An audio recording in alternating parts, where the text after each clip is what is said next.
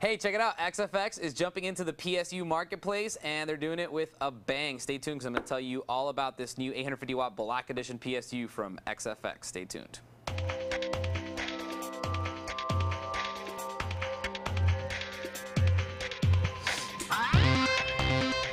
All right, so you're looking at the XFX XPS 850W BER PSU. I don't know why they gave it such a long name, but that's what it is. It's a Black Edition. It's their first PSU to come to market, and let me tell you, it's incredible. I've been reading independent reviews from a bunch of different people, and everyone says the same thing. Absolutely incredible. So let's get right into it now. I just want you guys to know, XFX obviously have been making motherboards and NVIDIA graphics cards, and they recently got into ATI graphics cards, and now they're doing power supplies. So they are expanding, but it doesn't mean they're trying to produce whatever they can and put their name on it. This is an extremely high quality product. It's got some impressive specs, and even more, the independent tests that I was reading, I mean, all through the roof reviews. They're very, very happy. So real quick, it's called the XPS 850W BES Black Edition. So it's a really weird name, and they couldn't have just called it like the 850 Black or something, or the whatever. Anything except for 8, 9 digits. I mean, come on, really? All right, so anyway, 850 watt. It is 80 plus silver certified. Let's see, where does it say that? Bam, right there, plus silver, and it's not just barely scraping by, it's actually doing a really good job at getting there. It's going to above 89% efficiency at 50% load, and it's staying very, very close to the high 80s. As a matter of fact, 86% at a 5th load, and 86% at a 100% load, which is where they test. They test at 5th, half, and full load. That's how they test for silver certification, and they passed by a percentage point ahead, which is usually they pass by a smidgen. These guys are killing it. Very efficient, single rail design, 70 amps on that rail, so it's going to power just about any SLI or Crossfire setup you want. It is modular. It's not fully modular. You do have a pretty thick ponytail right here, and while we're here, I might as well show you what you get with it. So here's your main ponytail. This is what's not going to be modular, obviously, and you're going to be getting a 24-pin motherboard connector with a breakaway 4 to make it a 20. You have a PCI Express. This is a 6+2, so it can either be a 6 or an 8-pin. Okay, we'll move that over. This is your EPS 12-volt 8-pin right there. And in case you don't have an 8-pin motherboard, you get the 4 and 4 to make 2. So that's a little bit odd in their selection of giving you 2 EPS. They could have given you one that breaks in half, but whatever, still all good. And then finally, your second PCIe, which is a 6 and breaks them into 2. Means you can run just about any video card, modern video card, right out of the box with 2 6-pins or 2 8-pins, up to 2 8-pins, just with what comes off of this main ponytail.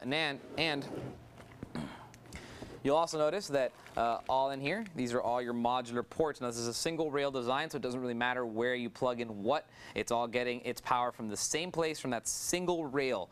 So that's really, really good. Also, unfortunately, you can't see it, but if you were to look in here, you would see that this is loaded with good stuff. You have solid polymer capacitors in there that are going to last forever. You have a DC to DC voltage regulator, so that's going to regulate your voltage before it gets transformed. You have a lot of incredibly good hardware. It's very efficient. It's also got incredible voltage regulation between 1%, less than around 1% voltage regulation. So if you hook it up to an oscilloscope, it's going to give you about 1% variation in voltage. It's going to give you a graph, and it's going to be like a straight line.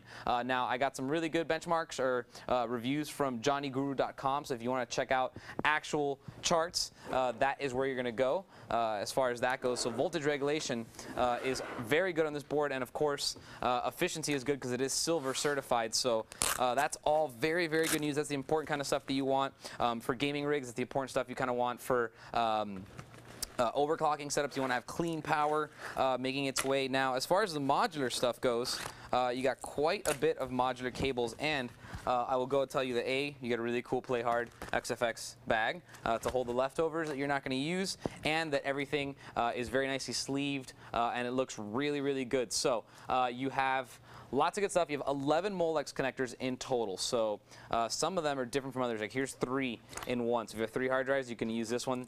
This one, on the other hand, only has 2 Molex connectors per PSU mount. connector.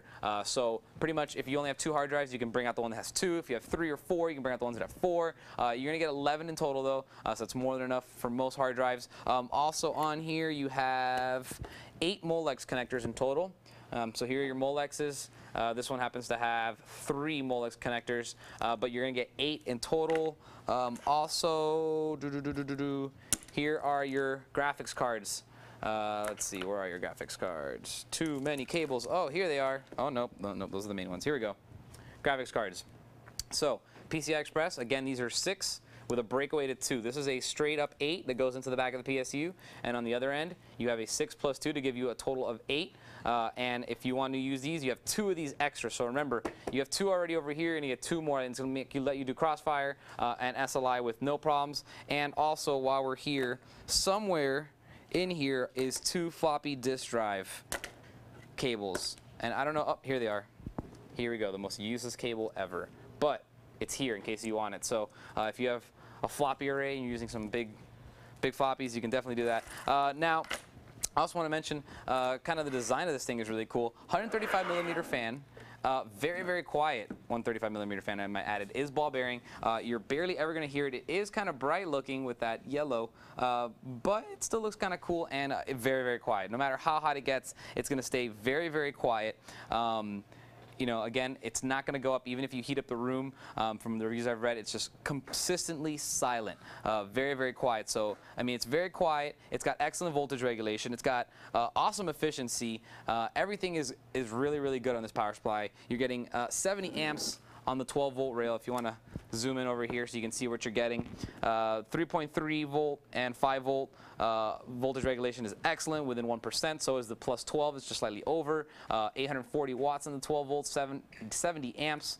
Basically all the good video cards right now. You can do 2 GTX 285s. You can do anything you want is all going to work on here. So I'm very, very pleased to say that XFX brought a really nice PSU to market. You know, this is their first time with a new product. They have a lot of stuff to worry about marketing and making it work right, but they didn't just come out with a product that works or barely works in SLI. This is an enthusiast grade product. It's up there with PC Power and Cooling, and with Corsair, it's definitely top-notch stuff. It's not anywhere in the middle. This is just really high-end stuff.